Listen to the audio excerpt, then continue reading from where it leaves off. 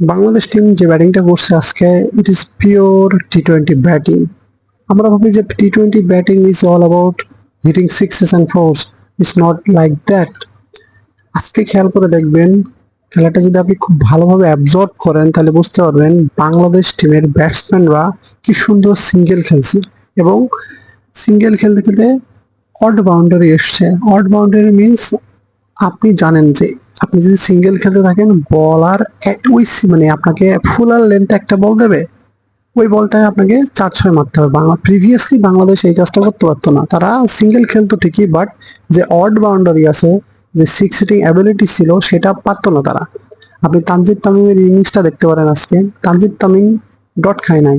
Dot যখন খাবে না তখন থেকে রানের প্রেশারটা তার উপর আসবে না। রানের প্রেশারটা না আসার কারণে সে খুব ইজিলি শ্রীলঙ্কান বোলারদেরকে ম্যানুপুলেট করতে পারছে।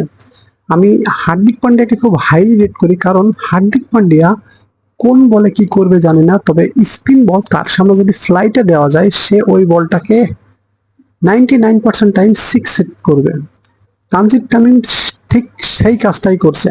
তানজিদ তামিম কি করছে, সে প্রতিটা বলে সিঙ্গেলের চেষ্টা করছে, এবং সামনে যে বলটা ফ্লাইট দেওয়া হয়েছে, যে বলটাই বোলার উইকেট নেওয়ার ট্রাই করছে, তানজিদ তামিম তার বটম হ্যান্ডকে ইউজ করে সে ওটা কাউ কর্নার অথবা লং অন লং অফ দিয়ে 6 মারছে।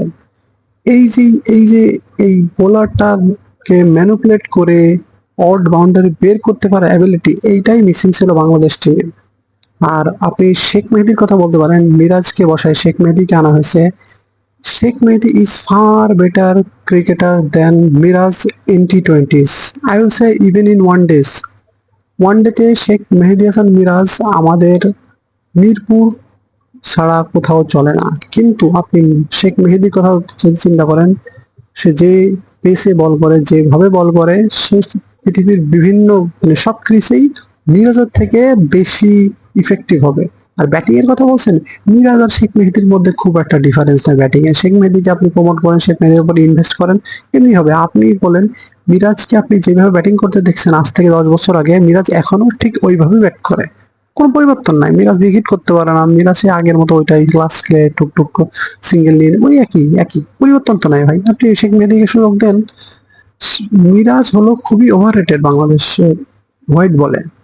রেড বলে Miraz is best, no doubt, but white বলে Miraz is not capable of being the auto choice.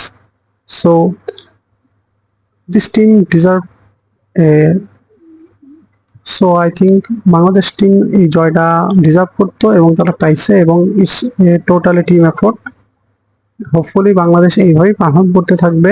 One ডেতেও Bangladesh winning স্ট্রিটে আসবে, এটা আমার আত্মবিশ্বাস, এটা আমার আশা ভরসা। সো তখন পর্যন্ত ভালো থাকবেন, সুস্থ থাকবেন, অ্যান্ড স্টে টিউনড।